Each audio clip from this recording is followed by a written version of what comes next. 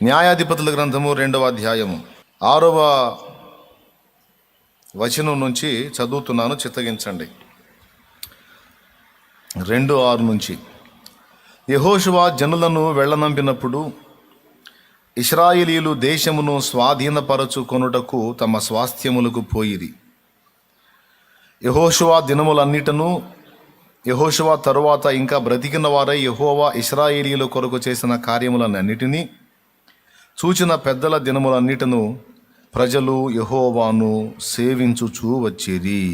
ప్రభునందు ప్రియులారా, మనం చదువుకున్న ఈ వాక్య భాగంలో ఇశ్రాయేలు జనాంగం మొత్తాన్ని కూడా వాగ్దత్త దేశానికి చేర్చి అక్కడ వాళ్ళు స్థిరపడినట్లుగా వారిని ప్రోత్సహించి వారందరినీ కూడా వారి వారి స్వాస్థ్యాలు చీట్లు వేసి మరి పంచి ఇచ్చినటువంటి యెహోషువ, ఆయనతో పాటు దేవుని కార్యాలు చూసినటువంటి తరము ఉన్న టైం అది. ఆ సమయంలో సీనియర్స్ ఉన్నారు. వాగ్దత్త దేశానికి చేరినటువంటి జనాంగం మొత్తం కూడా అరణ్య యాత్రలో రాలిపోయిన వారి సంతానం. అంటే అరణ్య యాత్ర మొదలుపెట్టినప్పుడు వీళ్ళు పిల్లలు, వీళ్ళు వాగ్దత్త దేశం చేరేసరికి వీళ్ళకి 40 ఏళ్ల పైచిలుకు ప్రాయం వచ్చేసింది. అయితే అరణ్యంలో దేవుడు చేస్తూ వచ్చిన అద్భుతాలన్నిటినీ కూడా వీళ్ళలో కొంతమంది ఎరుగుదురు, కొంతమంది సరిగా ఎరగరు. అయితే వీళ్ళని ఆ వాగ్దత్త దేశం చేర్చినటువంటి యెహోషువ, కాలేబు వాళ్ళతో పాటు మరి కొంతమంది కాస్త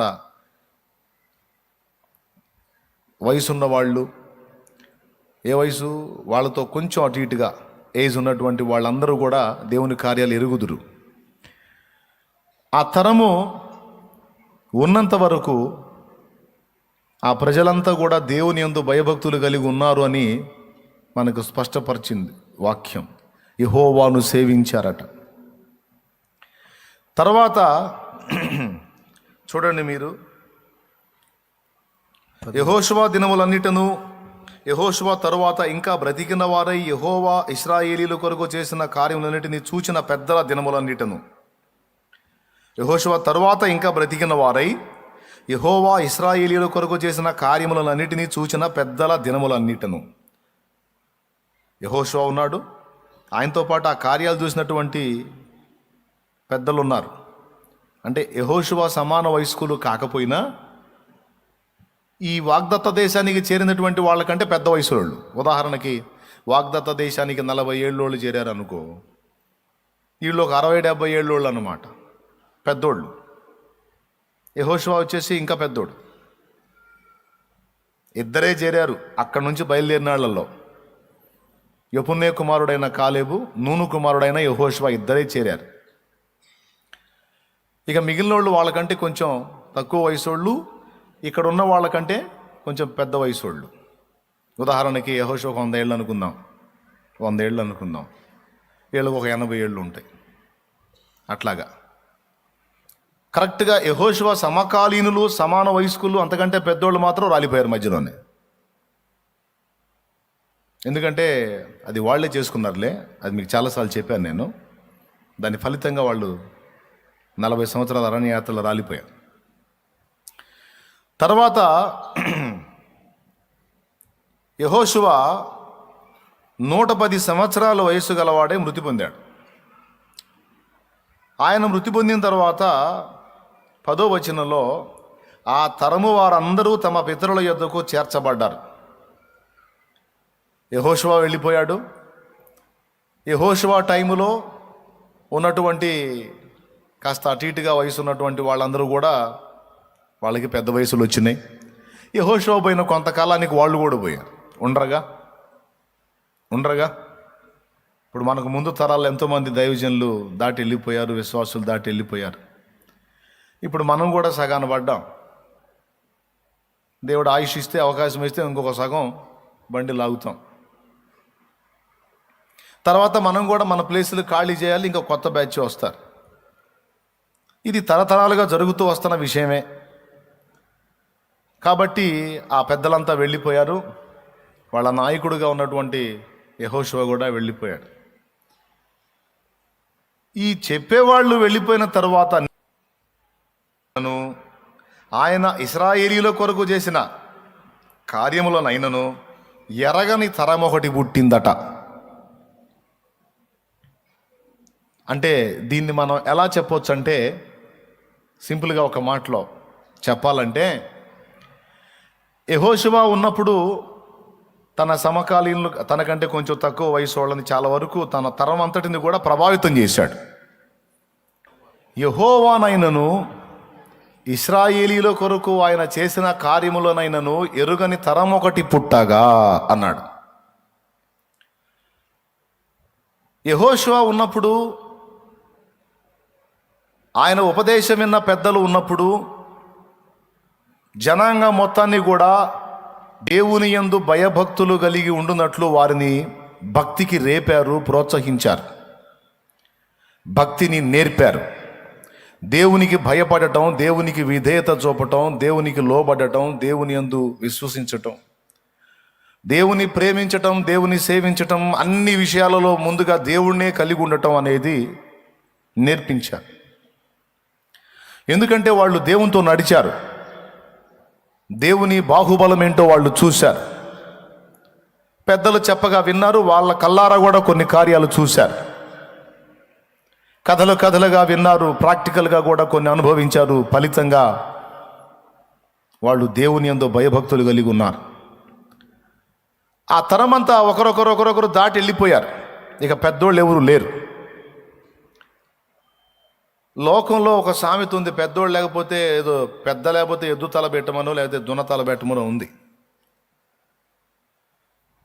అంటే పెద్దోళ్ళు ఎందుకు కావాలి? పెద్దోళ్ళు ఎందుకు అవసరం?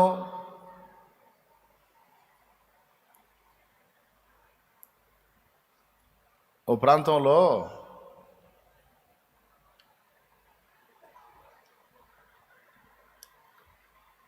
కఠినమైన కరువు వచ్చిందట. సరే, కరువు ఇబ్బందికరంగా ఉండి, కొంచెం ఆర్థిక స్థితిగతులు కొంచెం ప్రాబ్లంగా ఉండి, రాజ్యంలో కొంచెం ధాన్యపు కొరత ఏర్పడిందట. కొరత ఏర్పడితే రాజు ఒక ఆజ్ఞ జారీ చేశాడు. ఏం జారీ చేశాడంటే, 60 ఏళ్లకు పైబడి వయసు మళ్ళినటువంటి ముసలాళ్ళందరినీ చంపేమన్నాడంట. ఎందుకు? వాళ్ళు వేస్ట్ ఉన్నా కాబట్టి ఏ కుటుంబంలోనైనా 60 ఏళ్లకు పైబడి వృద్ధులు ఎవరైనా ఉంటే వాళ్ళు తినటానికి తప్ప దేనికి పనికిరారు, పని చేయరు, ఏమి లేదు, వ్యవసాయం చేయలేరు, కూర్చుంటే లేవలేరు, లేస్తే కూర్చోలేరు. వాళ్ళ మొత్తాన్ని ఏ ఫ్యామిలీకి ఆ ఫ్యామిలీ వాళ్ళే వైనం చేసేసేయాలి అన్నారు. చేసేది లేక కొన్ని కుటుంబాల్లో అంతే చేశారు. రాజు ఆజ్ఞ.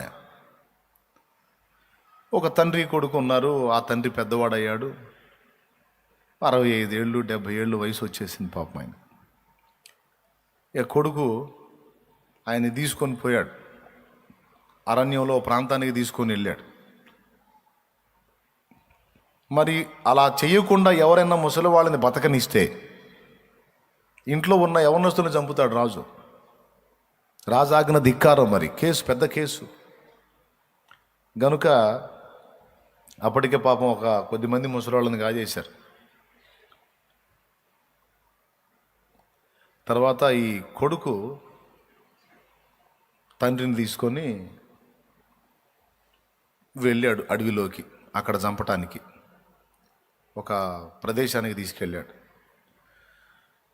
తండ్రిని భుజాన్ని ఎత్తుకున్నాడు. పెద్ద ఆయన పైకి ఎత్తుకున్నాడు, ఎత్తుకొని మోసుకుంటా తీసుకెళ్ళాడు. వెళ్ళేటప్పుడు త్రోవ పొడుగున అక్కడక్కడ చెట్లు కనపడతాయి కదా, ఆ చెట్ల కొమ్మలను విరిచి దారి పొడవునా వేస్తా వెళ్ళాడట ముసలాయన. అడవిలో దారి పొడవునా వేస్తా వెళ్ళాడట. ఈ ముసలోడు ఎందుకు ఈ పని చేస్తున్నాడో ఆ కుర్రోడికి అర్థం కాల. తీరా ఆడికి వెళ్ళిన తర్వాత, నానా రాజాజ్ఞ తెలుసు, నేను నిన్ను చంపడానికి తీసుకెళ్తున్నానని తెలుసు. నా చేతులు ఎలా తప్పించుకుంటావు? తప్పించుకొని రాజ్యంలోకి వెళ్ళి ఎలా బతుకుతావు? నువ్వు కొమ్మలు ఎందుకు ఎరగదీసేస్తున్నావో నాకు తెలుసు. నేను ఏ దారిని తీసుకొచ్చానో ఆ దారిని మళ్ళీ నువ్వు రావాలనేగా ఈ పని చేస్తున్నావు అన్నాడట. అప్పుడు తండ్రి కొడుకు వైపు నవ్వుతా తిరిగి చూసి అన్నాడట, కాదురా అన్నాడట. మరి ఎందుకు అంటే, నేను ఎటుగుడి చచ్చిపోతా, నువ్వు నట్టడివిలో తెచ్చావు, నేను ఎటుగుడి చచ్చిపోతా, నేనేం బతికి బట్టగట్టి ఇదేదోదని నాకు లేదు, చచ్చిపోతాను నేను. కానీ నా బిడ్డవి నువ్వు, ఇది క్రూర మృగాలు ఉండే అడవి, దారి తప్పావంటే ఏమైపోతావో తెలియదు. అందుకని నువ్వు తిరిగి ఇంటికి క్షేమంగా చేరడానికి, ఈ అడవి క్షేమంగా బయట దాటడానికి నీకు గుర్తులేసానయ్యా అంతే అన్నాడట. వాడి గుండె పగిలిపోయింది, గుండె జారిపోయింది. అబ్బా, చంపటానికి తీసుకొచ్చినా కూడా నా క్షేమాన్ని కోరాడే నా తండ్రి. బా, ఎంత దుర్మార్గం చేస్తానంటా నేను, మా నాన్నని చంపుకోవాల్సి వచ్చిందా, ఏంది ఈ పరిస్థితి అని ఏడ్చుకున్నాడు. తండ్రిని పట్టుకొని ఏడ్చుకున్నాడు. ఎందుకంటే చూడు, కొడుకు క్షేమంగా ఇల్లు చేరాలి, వాడికి ఏ ప్రమాదం కలుగు, వాడు నన్ను చంపినా పర్వాలా, వాడు బాగుండాలి. పితృవాత్సల్యం. ఇద్దరికి ఏడ్చుకున్నాడు కొడుకు పట్టుకొని, తండ్రిని పట్టుకొని. నిన్ను చంపటానికి వచ్చినా నా మీద ఎందుకు నాన్న నీకు ఇంత ప్రేమ అంటే, చంపటానికంటే నువ్వు కావాలని చంపుతున్నావయ్యా, రాజాజ్ఞ, లేకపోతే నా మీద నీకు ప్రేమ ఉండదా? పర్లేదుయ్యా అంటే, నా వల్ల కాదు నాన్న, నిన్ను చంపలేను నాన్న నేను. సరే, రాజు ఒకవేళ అంతగా దుర్మార్గం చేసి నన్ను కూడా నీకోసం చంపితే చస్తా, ఇద్దరం చద్దాం అప్పుడే. నేను మాత్రం నేను చంపలేను నాన్న అని వెనక్కి తెచ్చేశాడు కొడుకుని. వెనక్కి తెచ్చిన తర్వాత తండ్రి ఎవరికి కంటపడకుండా రేయిజామును తీసుకొచ్చాడు ఇంటికి.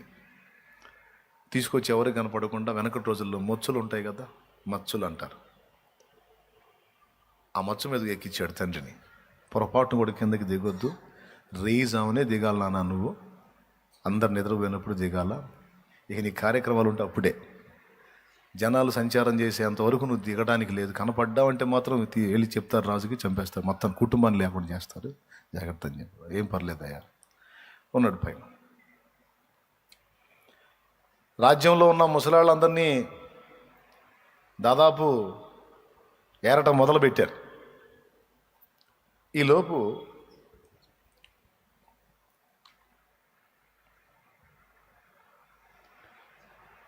మంత్రి ఒక ఆలోచన చేశాడు. రాజుతో వెళ్ళి, నేను ఒక చిన్న ప్రశ్న చెప్తాను మహారాజా, అది రాజ్య పౌరులకు వేయండి. ఆ ప్రశ్నకు సమాధానం చెప్పగలిగితే వాటికి ప్రత్యేకమైన బహుమానాన్ని ప్రకటించండి. 60 ఏళ్లకు పైబడిన ముసలాళ్ళందరినీ దాదాపు ఏరేశారు పాపం. కొద్దిమంది తెలియరు, ఆ కొద్దిమందిని ఏరేశారు. కొంత రాజ్యంలో బరువు తగ్గింది అనుకున్నారు. ఇక అంతా 60 కిందోళ్లే ఉన్నారు. వీళ్ళు కూడా 2-3 ఏళ్లలో 60 నిండిందంటే వీళ్ళని కూడా వేయటమే. పాపం వాళ్ళకి ఇంకా రోజు గడుస్తుంటే సావు దగ్గరికి వస్తున్నట్టు టెన్షన్ పడుతుంది మిగిలిన పౌరులకి. ఈ మంత్రి ఏం చేశాడు, నేను చెప్పినటువంటి ఈ ప్రశ్నను మీరు ప్రజలకు వేయండి, దానికి సమాధానం చెప్పినోడికి ప్రత్యేకమైనటువంటి బహుమానం ఇస్తానని ప్రకటించండి అన్నాడు.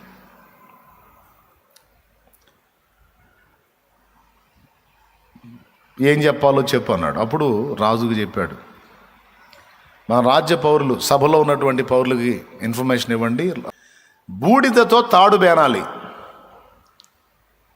దేంతో? బూడిదతో తాడు బేనాలి. బూడిదతో తాడు పేనినోడికి 10,000 వరహాల బహుమానం. 10,000 వరహాల బహుమానం అంటే వాడు లైఫ్ మొత్తం బతకొచ్చు, ప్రకటించండి అన్నాడు. అప్పుడు ఈ సైకో రాజు ఆ మాట ప్రకటించాడు. మరి సైకో కాకపోతే వాడు ఏందండి, ఆహారం లేకపోతే పక్కన ఏదన్నా అరువు తెచ్చుకోవాలా, లేకపోతే ఇంకా ప్రత్యామ్నాయం వెతకాలి. కానీ ముసలోళ్ళని చావుకొట్టడం దరిద్రుడు. ముసలోళ్ళ మీద పడ్డాడు పాపం. సరే, రాజ్యం అంతటా దండోరా వేయించారు. బూడిదతో తాడు పేరేవాడికి 10,000 వరహాలు ఇస్తా అన్నాడు మహారాజు. ఎవరైనా ఆ పని చేయగలిగితే మరి చేసి రావచ్చు, రాజు అంతఃపురానికి తేవచ్చు, ఆస్థానానికి తేవచ్చు అని చెప్పారు. సరే, చాలామంది ట్రై చేశారు. బూడిదతో తాడెట్టు వచ్చిందండి, నారా? బూడిదేమన్నా నారా? గోంగూర కాడతో చేయొచ్చు, జనప కాడతో చేయొచ్చు. వాటిని బాగా నారలాగా చేసి తాడు బేనొచ్చు. ఆఖరికి కొబ్బరి పీచుతో కూడా చేయొచ్చు, కొబ్బరి తాడు. అవన్నీ నార కాబట్టి, పీచు వస్తువులు కాబట్టి చేయొచ్చు. బూడిదే కష్టం కదా.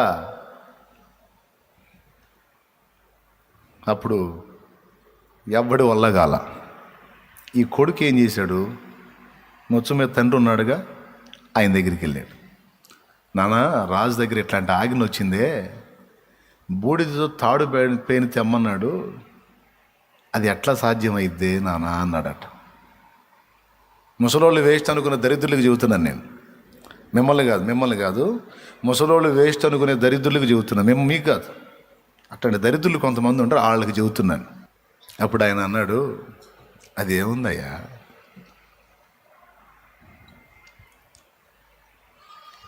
ఒక చెక్క తీసుకోమన్నాడు. చెక్క, ఒక పొడవాటి చెక్క తీసుకోరా, ఒక 5-6 అడుగుల చెక్క తీసుకో అన్నాడు. తీసుకొచ్చాడు.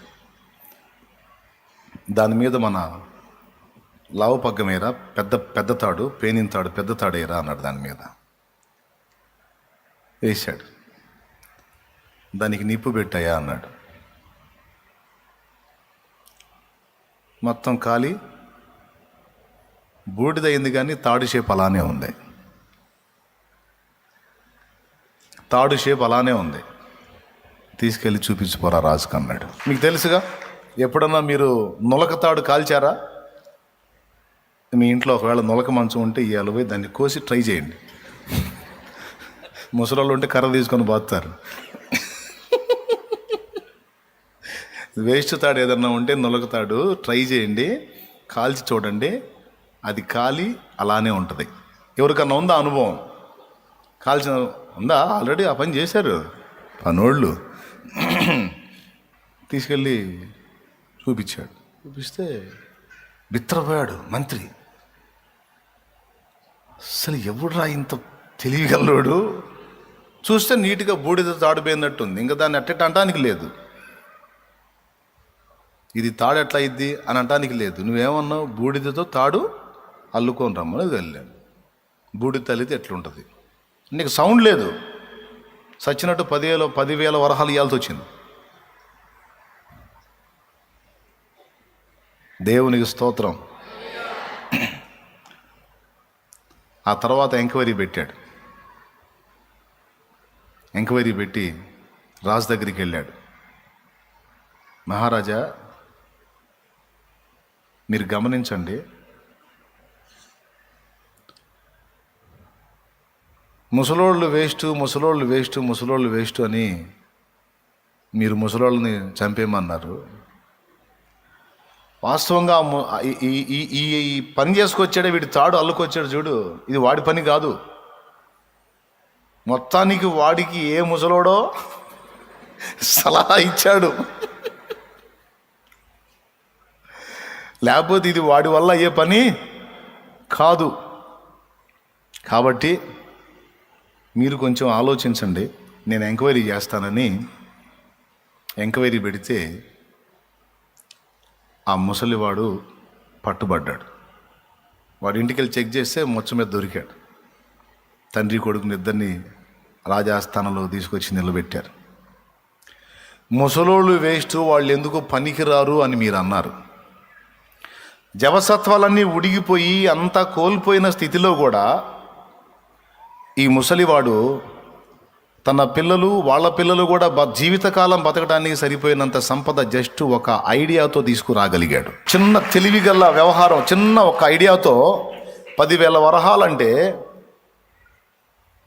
బంగారు వరహాలు, 10,000 బంగారు వరహాలంటే వాడి తరం వాడి బిడ్డ తరం కూడా బతికేస్తారు. అంత సంపద ఈ ముసలోడు చిన్న ఐడియాతో తీసుకురాగలిగాడు. మరి ఇలాంటి జ్ఞానం కలిగిన ముసలోళ్ళను జావుగొట్టుకుంటే అసలు ఏమన్నా పద్ధతులు, ఉచ్చనీచాలు ఏమన్నా సమాజానికి తెలుస్తాయా? ప్రజలు పద్ధతులు, నీతి నియమాలు నేర్చుకుంటారా?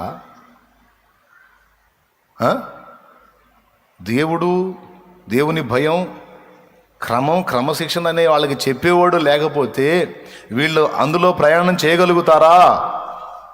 హద్దులు లేకుండా తిరుగుతారు రాజా. కాబట్టి మీ ఆజ్ఞ చాలా రాజ్యానికి నాశనకరమైంది. అనుభవజ్ఞులు లేకపోతే పిల్లలకు దారి తెలియదు, సర్వనాశనం అవుతారు. కాబట్టి అనుభవజ్ఞులు కావాలి, పెద్దలు కావాలి. కాబట్టి మీ ఆజ్ఞను విరమించుకోండి అంటే ఇక ఆ దెబ్బతో రద్దు చేసి పడేశాడు ఆజ్ఞని.